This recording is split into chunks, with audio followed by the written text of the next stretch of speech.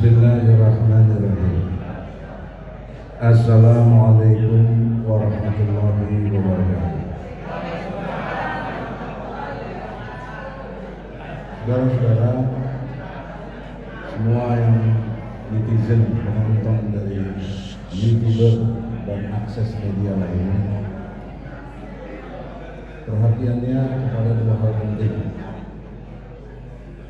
Yang pertama, kaitan dengan KM 50. Tadinya saya menyampaikan sebagai masukan, tapi Adinda Refli Harun tidak sependapat, nanti saja di bagian orasi. Problemnya momentum jadi hilang dan sistematisnya sudah berbeda. Tapi tidak apa-apa, mudah-mudahan masukannya berguna. 2 hari lalu, kemarin lusa, saya diundang Habib Rizik di Megamendung, acara haul 6 syuhada, ketemu anak korban, bapak korban, Pak Syuhada Aksir. Saya bersama Damai Hari Mubis, Fikri Barino, ada Zulkarnain, ada Arif Iksan dan istrinya, mobil.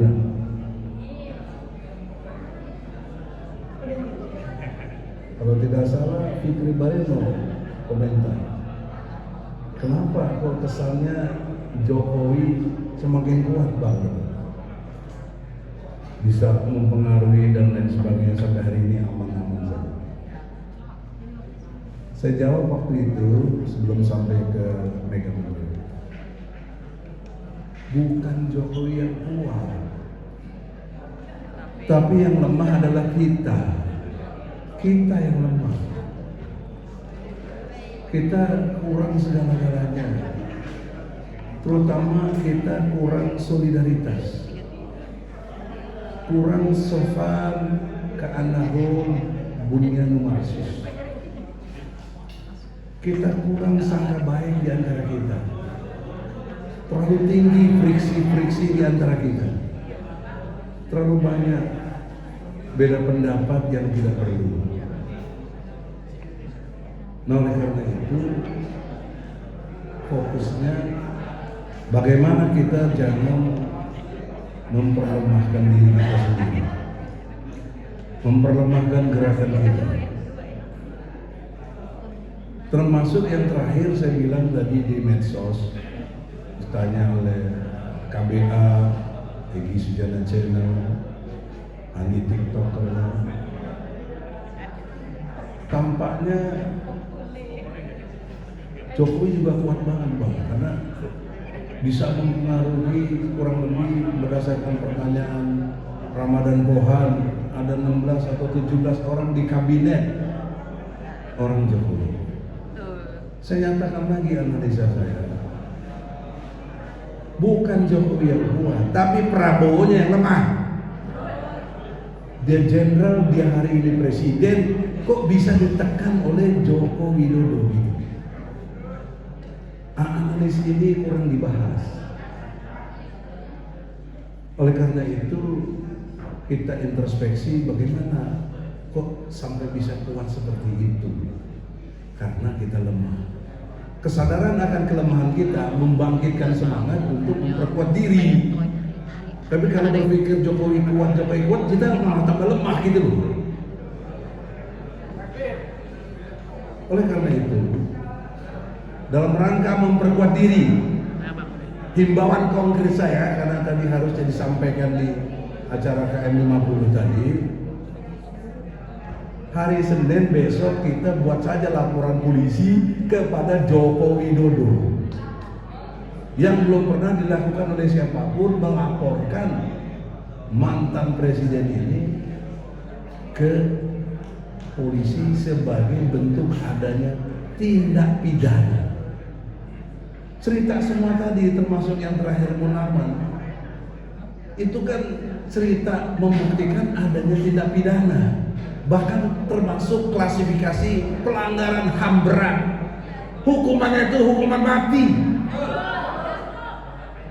Kan sangat elok kalau kita besok Senin rame-rame, karena ini pidana bukan perdata. Kalau perdata perlu prinsipal. Kalau pidana siapapun menurut pasal 108 KUHP, yang melihat, yang mendengar, yang mengetahui adanya tindak pidana boleh melaporkan kejahatannya itu.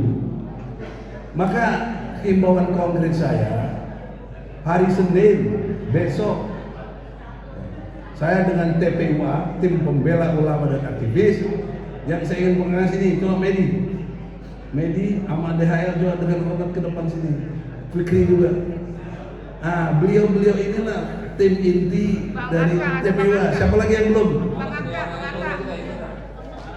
Rijal, biar nanti sekalian ini. Komentar Rijal, Fadilah, Arif juga, Arif di luar YouTuber. Sebentar. Nah ini Medi, sahabat saya sudah lama, alumni Jerman, sama-sama di Jerman saya sama beliau. Bikin sendiri. Wah, maksudnya. Jadi sampai hari ini tetap seperjuangan. Dia wakil ketua presiden TPUA. Rustam mana Rustam? Satu lagi Rustam. Sama Jul, sini, sekjen.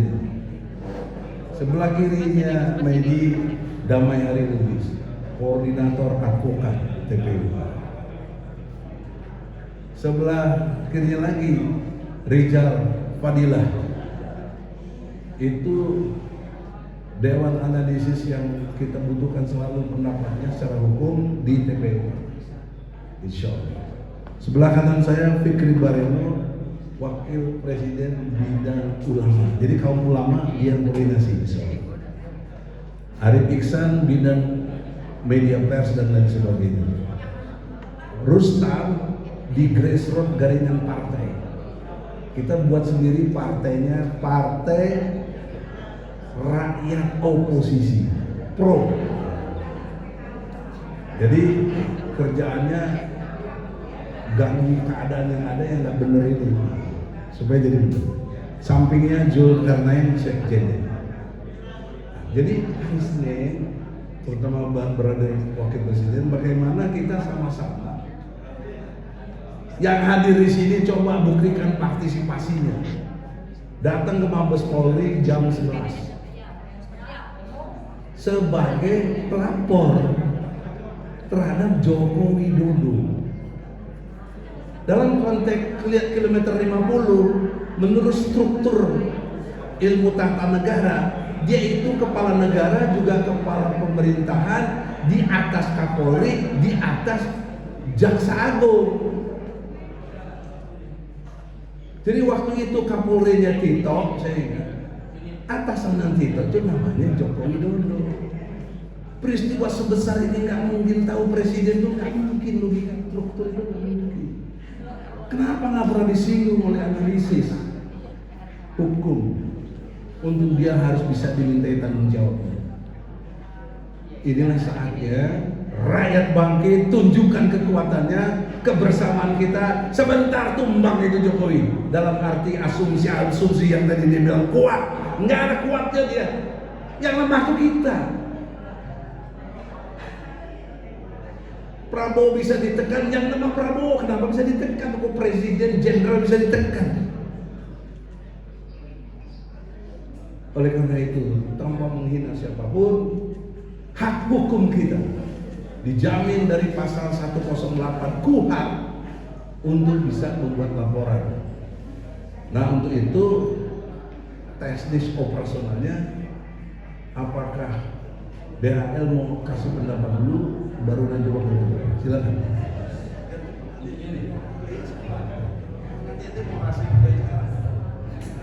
Ini perintah Presiden TPUA, mohon izin nih moderator.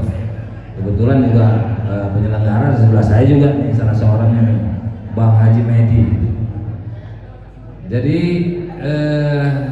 ya mau nggak mau lah, akhirnya saya konsep juga ini sore ini malam tentang karena kita pengalaman melapor, resiko ditolak, kita akan buat pengaduan tertulis, kita masukkan ke bagian umum. Yang penting nanti mungkin Bang Egy ada trik untuk menyampaikan besok Senin,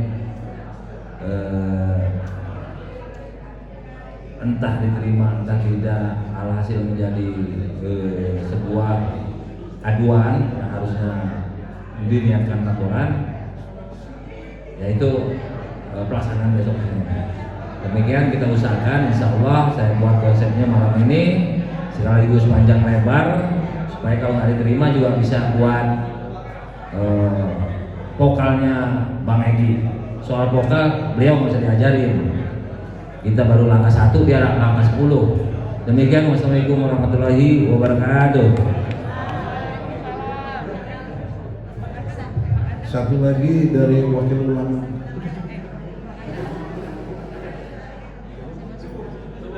Kalau cukup, saudara-saudara. Yang kedua, tentang ijazah palsu.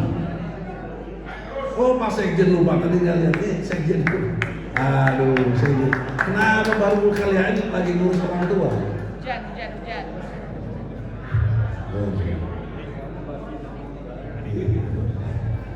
Ijazah palsu ini banyak orang nanya juga sampai di mana. Secara formal kita sudah sampai tingkat banding. Waktu tingkat banding di Jakarta Pusat itu sudah pada tingkat diputuskannya di Pengadilan Tinggi Bandung Jakarta, pengadilan tidak berwenang. Jadi kalau pengadilan tidak berwenang, kita ini kemana gitu? Mungkin ini satu isyarat supaya kita bikin pengadilan rakyat. Nah, inilah pengadilan rakyat juga kita akan lakukan hari Senin. Laporin sekalian Joko Widodo ke Mabes Polri mengenai pasal 263, 266 yang memasukkan akte otentiknya itu, ijazah itu kan akte dokumen negara, dipalsukan oleh Jokowi. Kita fokus ke ijazah UGM. Jadi UGM juga bagian yang kita laporkan. Karena selama ini cuma banyak di medsos tapi tidak pernah difokus kepada tegaknya hukum. Jadi ini bukan peristiwa politik, ini peristiwa hukum. Yang kita kejar adalah satu, kepastian hukum. Karena dalam peristiwa hukum tidak boleh tidak selesai. Harus endingnya apa hukum itu? Bersalahkah atau tidak?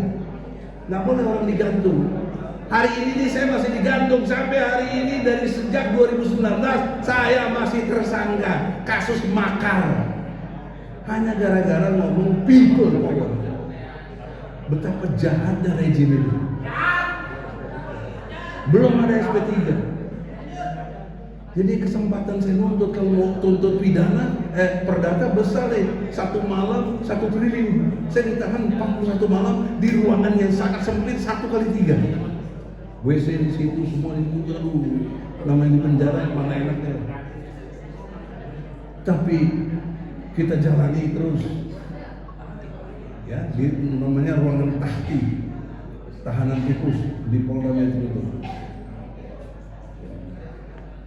Oleh karena itu, saudara, tidak bermaksud mengungkapkan kesedihan, tapi ini peristiwa hukum, bukan politik, yang sudah saya jalani dan masih terjolimi.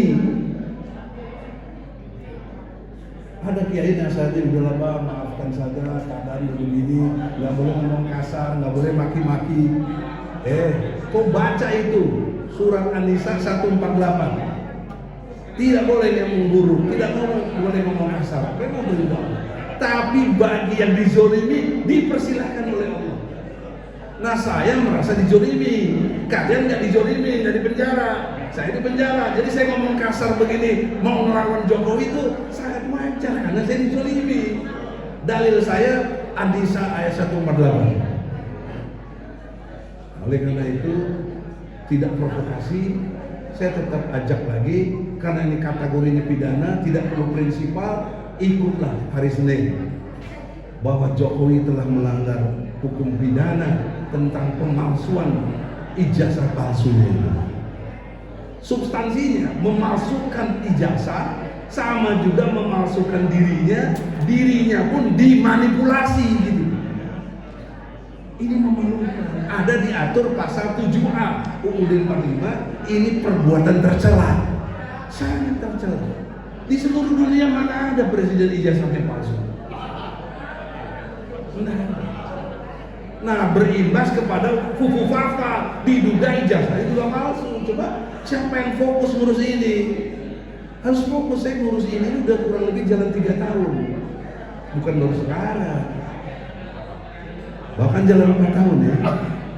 Itu contohnya sekjen yang dalam itu.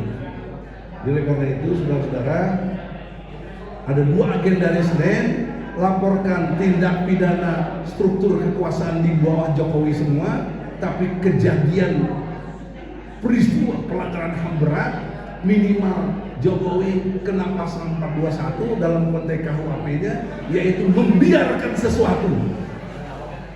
Bahkan saya ingat sekali konferensi pers Jokowi pada waktu setelah terjadi PM 50, Jokowi berpendapat tindakan polisi sudah dibenarkan, sudah sesuai dengan prosedur.